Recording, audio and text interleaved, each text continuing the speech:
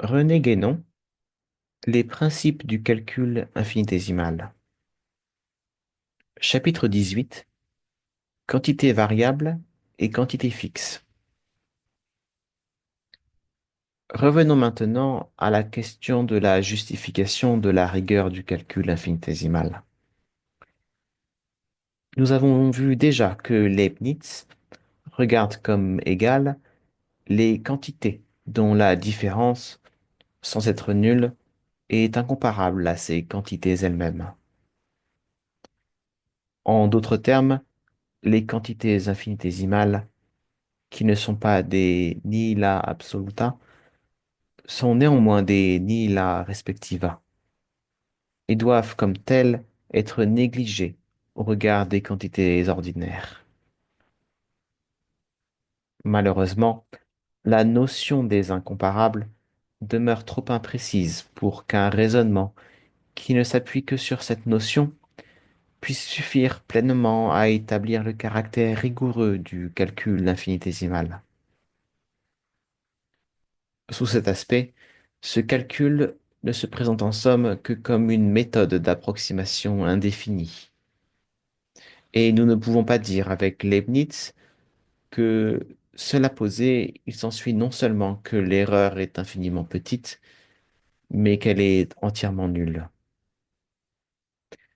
Mais n'y aurait-il pas un autre moyen, plus rigoureux, de parvenir à cette conclusion? Nous devons admettre, en tout cas, que l'erreur introduite dans le calcul peut être rendue aussi petite qu'on le veut, ce qui est déjà beaucoup, mais précisément ce caractère infinitésimal de l'erreur ne la supprime-t-il pas tout à fait lorsque l'on considère non plus le cours même du calcul, mais les résultats auxquels il permet d'aboutir finalement. Une différence infinitésimale, c'est-à-dire indéfiniment décroissante, ne peut être que la différence de deux quantités variables, car il est évident que la différence de deux quantités fixes ne peut être elle-même qu'une quantité fixe.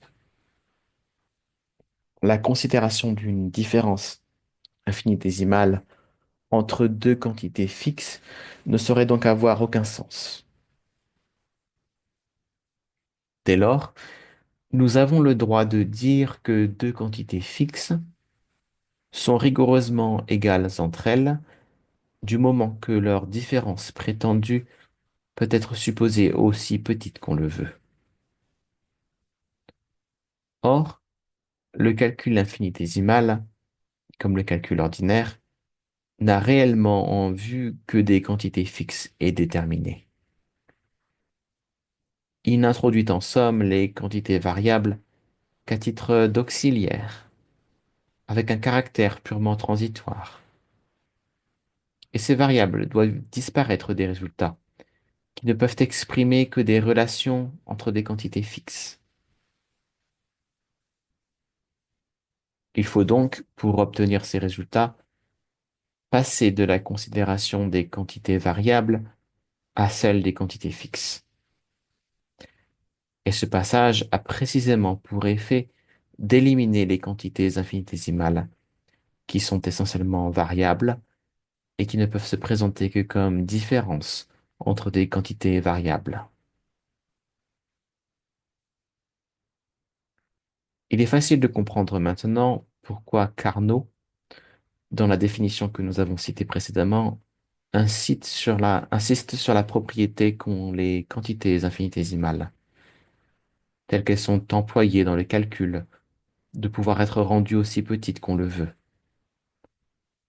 sans qu'on soit obligé pour cela de faire varier les quantités dont on cherche la relation.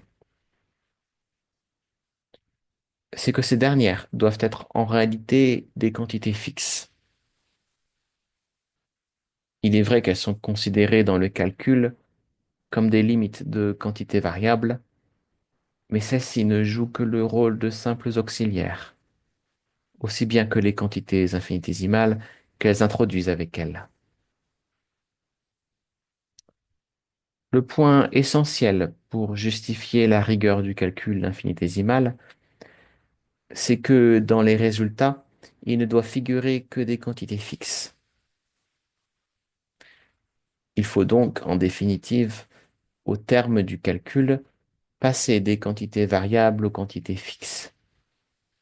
Et c'est bien là un passage à la limite, mais conçu tout autrement que ne le faisait Leibniz, puisqu'il n'est pas une conséquence ou un dernier terme de la variation elle-même.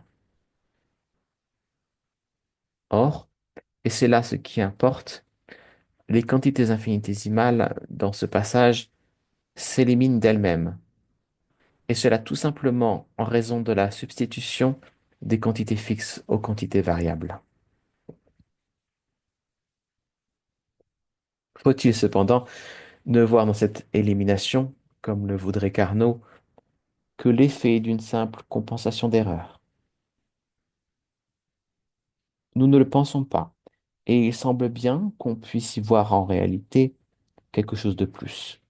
Dès lors, dès lors qu'on fait la distinction des quantités variables et des quantités fixes, comme constituant en quelque sorte deux domaines séparés, entre lesquels il existe sans doute une corrélation et une analogie, ce qui est d'ailleurs nécessaire pour qu'on puisse passer effectivement de l'un à l'autre, de quelque façon que s'effectue ce passage, mais sans que leur rapport réel puisse jamais établir entre eux une interpénétration ou même une continuité quelconque.